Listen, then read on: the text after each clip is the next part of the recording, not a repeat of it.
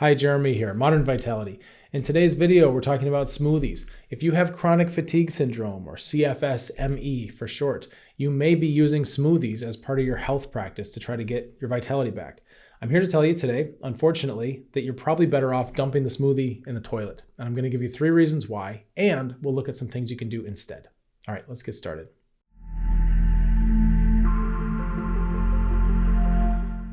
Okay, so first of all, I'm not immune to this. I had my love affair with smoothies back in the day. Okay, this was long before I started Eastern medicine training. I'm a clinical herbalist, right? I've got a very strong background in Chinese medicine, Eastern medicine. And there are some paradigms, some things that we can learn from Eastern medicine and then take that back and look at some of these kind of common health or wellness practices. So for example, today we're doing smoothies, but there's a ton of these we could dissect. And you take this lens and you start to look at the physiology of the human body and you go, okay, smoothies. Is this really something that's going to be helpful for us? Because it looks good, right? It looks good on paper, sounds good. It's one of these things where it's a wellness idea. If you see somebody making a smoothie in the morning, boy, have they got it together, right? They probably exercised and they're healthy and all this. That's the imagery we have associated with this idea of a smoothie. But I'm going to give you 3 reasons why anybody with a complex chronic inflammatory condition is probably doing more harm than good by having a smoothie. So the first one I'm going to start with is the obvious one. It's cold. Okay, warm smoothies are disgusting. You're not drinking warm smoothies, right? It's gross. Nobody wants that. Part of the appeal of a smoothie is that you've got all these things together and they're, you use frozen fruits and things like that and you blend it all up and then you have this cold drink. As it gets warmer, you wouldn't want to drink it. Okay, that's just normal. So everybody drinks their smoothies cold for the most part. That's just the way it is. Now, what I'm going to tell you is that we didn't evolve with cold drinks. That's a new thing for humans. Think of how long we've had refrigeration for. Think about that. This is a relatively new thing to even have ice in our drinks, to have the ability to keep things cold. Most cultures had to ferment their food to make it through the winter. They didn't have refrigerators that they would put. Think about, Native Americans or Inuits or tribal people in Africa or Aborigines in Australia. Anywhere you go, right? Vikings. These people didn't just open up the fridge and put their food in there and just store it. We're not used to eating cold food. So that's why they would have fermentation and different ways to preserve things. Eventually we came up with canning, which is also good, pickling, right? We didn't have chilling as a mechanism. This is a very new thing. Our bodies have not evolved to catch up with cold stuff coming in. So what happens when you eat a smoothie? Okay, when you drink a smoothie, when you shove a smoothie through your face and into your body, what happens? It's cold in there. It's going to cold shock all the internal organs that it comes near. It's cold shock in your stomach, right? You ever get a brain freeze? Is this a good feeling? That's happening in your stomach too. It's happening in your intestines. And the really wild thing with smoothies is that oftentimes, if you have a smoothie, okay, after this video, you're going to be like, oh, I don't know if I want a smoothie again. But if you do it, check it out about an hour later and feel around on your abdomen, on the skin, and see if you can find the cold spot where that thing's working through. All right, this is really important to understand because with complex chronic health conditions, energy is oftentimes low. Fatigue, exhaustion, right? The mitochondria are suffering. We already have a lack of energy. There's also a body temperature thing going on where some people can get hot with these conditions. I understand that it does happen, especially if there's endocrine, like hormonal disruption. And also if you have different types of bacteria that are taking over with a dysbiosis in your gut, primarily, that can start to change the temperature in your body. It all messes with your hypothalamus and they can start to create heat. You can feel heat and inflammation. It's usually a false heat. Oftentimes that heat is better to get rid of that. When you start to clear out infections and pathogens and the internal compost pile of your gut, all of a sudden that kind of fake heat starts to go away. Most people are actually cold underneath. And you also have folks with complex chronic illnesses who already are running cold. They're just chilly, cold hands, cold feet, can't warm up, always cold, right? There's kind of 2 different types of people that this happens with. But either way, even if you're hot, it's most likely heat due to bacteria or inflammation. It's not actually the real heat of your metabolism.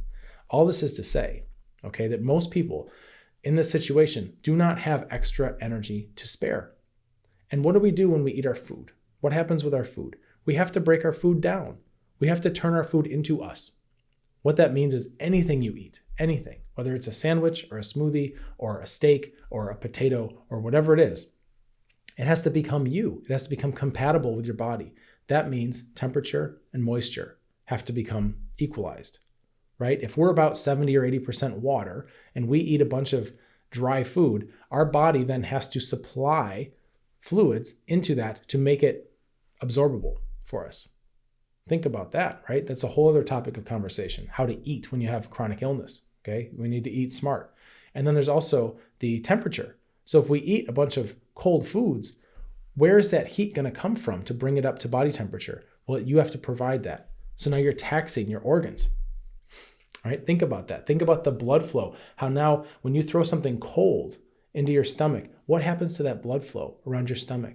What happens there? It's all going to get tight and contract. And then we have to send more blood. We have to compensate. And now we've got to send more blood there to try to warm the area up. So we're sending blood, we're sending energy, right? In Eastern medicine, it's like qi, they'd call it. We're sending qi or yang, right? We're sending that vital force to warm up a smoothie, okay? When that could be healing you, some of that energy. You got to think about it like your battery. You're sending some of your battery to go warm up a smoothie. It's a metabolically expensive thing to eat, to consume. So there's the cold. Okay, that's for one is the cold thing. It's relatively new for our body to even be exposed to cold foods. And some of the problems that come with that is that it's going to be hard to digest. It's going to take your energy. It's going to sap some of your energy. It's going to beat up your digestive system. Okay, so that's one reason. So the cold, and we can work around that. Number two, and I'm going to save the best one for last, of course, right? But number two is also good. Is that when you eat smoothies, you're taking foods, usually foods that you would have chewed, and instead of chewing them with your teeth, you're blending them in a blender. Okay, the blender becomes the external teeth in that sense. And you can actually look at the whole kitchen. This is a little bit of a bigger topic, right? But you can look at your whole kitchen as an external manifestation of your digestive system. Okay, this is something that we'll look at in different videos, right? But at least for smoothies, the blender becomes your teeth. Yeah, think about it. You're taking solid foods, frozen foods, and you're chewing them up with the blades. So now we've taken that work off of the teeth, which is okay. Yeah, maybe I don't like to chew, right? Whatever. That's fine. But what happens when you chew, it's not just about your teeth. It's also about the saliva. So if you were to eat a handful of strawberries, for example, and you put those strawberries in your mouth and you're chewing them, what's happening is you're mixing in saliva into those berries as your teeth are mashing them up. Okay, and there's a lot of other things happening too. You're smelling them. There's this whole experience because they stay in your mouth for a while. So your saliva comes, and then you have amylase in there, which helps to break down. It's an enzyme that helps to break down some of these carbs, right? The sugars of the strawberries. You need amylase to come in there, and that is made in your saliva. So when you're chewing those strawberries up, you're working that, you're grinding that saliva into there, you're mashing them up, and you're adding these enzymes that start to break down and digest those strawberries so that you can then extract the nutrition from them, right? By the time they hit your stomach, they're already starting to get pre-digested because you were chewing with your saliva, mixing that in there. When you have the smoothie, you use the blender for the teeth, and now who chews their smoothie? Who takes a drink and then, right? Nobody does that. You drink it, you swallow it. So we're missing that opportunity to work that saliva in. And because it's happening so fast, we don't get all the smelling and we don't get all the triggers to even make more saliva. So there's a lot of stuff in here nobody thinks about, nobody talks about. Like I said, it looks good on paper, okay, but we miss the saliva. So then what do we have? Now we've got a bunch of strawberries or fruit or whatever it is that's been mechanically broken down, but it's not having the enzyme activity. So you're going to have a different substrate going in. You may be attracting different bacteria to that. Which leads me to number 3, right? Feeding pathogens. This is a big one. This is massive. Most people that have complex chronic inflammatory conditions, right? No matter what it is, no matter what the diagnosis is, there's usually more than one thing going on. That's just the way it is. We have our reductionist society where we try to look at this, it's the one we've diagnosed you. It's the one pathogen, right? It is candida or it is mold, or if we can't find anything, then we say, it must be a fibromyalgia or something, right? That's how it works. They're language games. But in reality, these pathogens, even Lyme disease, right? They come with co-infections. It's an ecosystem in here. Once you get some bad actors, that opens up opportunities for other bad actors to come. They work together. So you have a lot of pathogen activity going on, which the immune system sometimes can't handle. And what gets really interesting,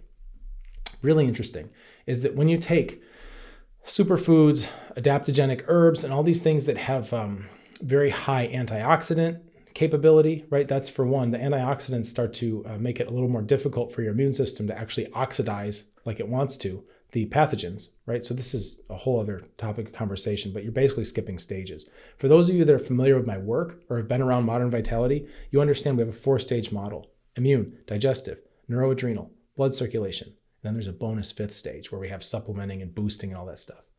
Most of the time, I don't even have to talk about that because most people start there, supplements, antioxidants, boosting, and it doesn't ultimately work, right? Which is why you wind up on a channel like this, because you're trying to learn more about your health so you can figure out the pieces of the puzzle and know what you should be doing so you can get your life back and stop having to feel like your world's shrinking, right? So by nature, if you're here, the other things probably didn't do it. I understand this, okay? This is my job. I see people in this situation all day long. This is what we do. We work internationally. There's people all over the world with the same types of problems because there's such kind of a misconception out there about what healthy is and what we need to do to get our health back. These are the kinds of things we address in our group. I'll tell you more about our group in a little bit. If you haven't heard about that, something you may consider joining. It's a free group to join. So when we look at skipping stages, okay, immune system, digestive, neuroadrenal, blood circulation, and then that 5th stage is where we have all the boosting and the adaptogens and things like that. If you have a complex chronic health condition, you need to work through the stages of healing in order. That's what your body wants.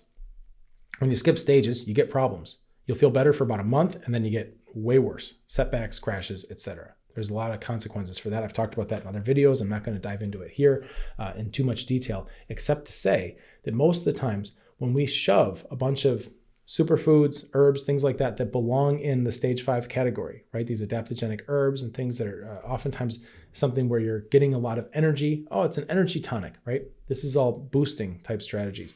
When you shove a bunch of that in your body, okay, and you haven't addressed immune system, hidden pathogens first, what are we doing? We are feeding pathogens, okay? Because guess what? All those bacteria that are taking over, all those fungi that are taking over, they love goji berries. They want to eat that. They love that stuff. Okay, that's fuel for them. You're feeding excess. You're feeding stagnation.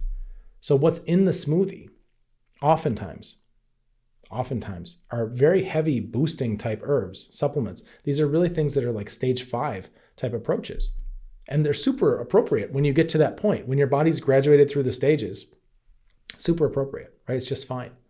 But if you have inflammation running rampant, okay, and your immune system's trying to figure out what to do about these pathogens, and meanwhile you're packing in a cold smoothie that drains the energy out of your body to try to warm it up, that you don't chew, so it's not even breaking down properly, and then it's getting delivered to a bunch of bugs that are living in your gut that are just having a party, it's counterproductive.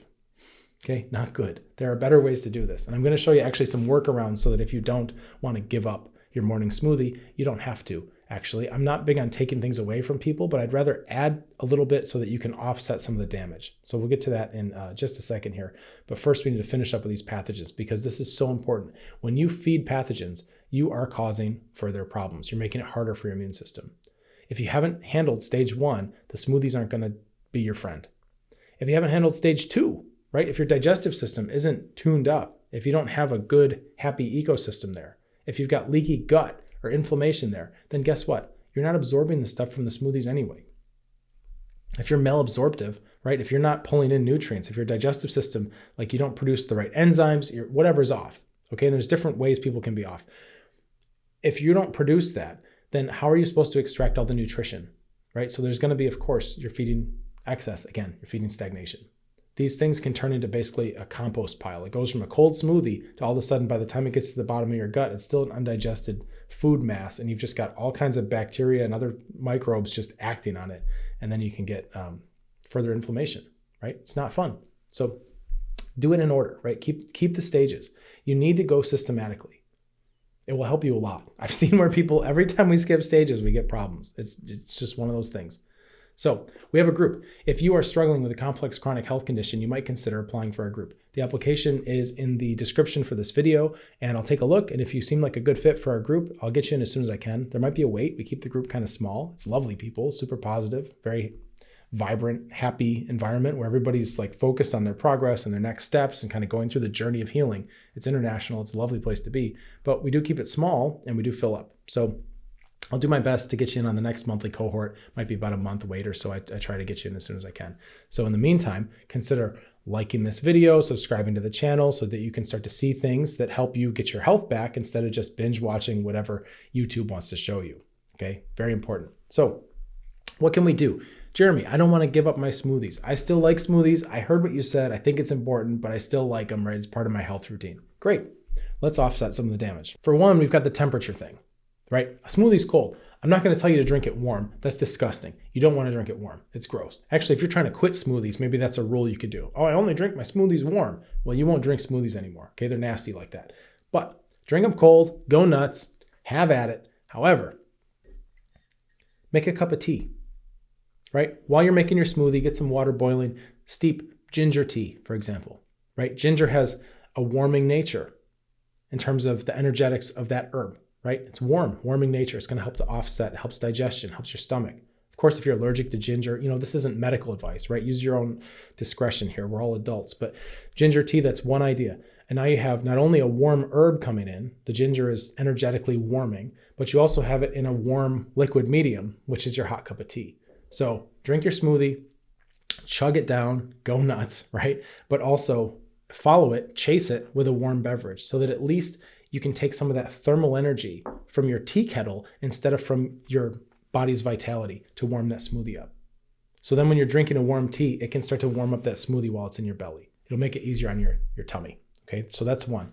Ginger's really good for a lot of things like inflammation. I mean, it's a very powerful herb anyway. It's one that if you had to pick, I would actually have most people who have complex chronic inflammatory conditions, instead of a smoothie, just go with the ginger tea, right?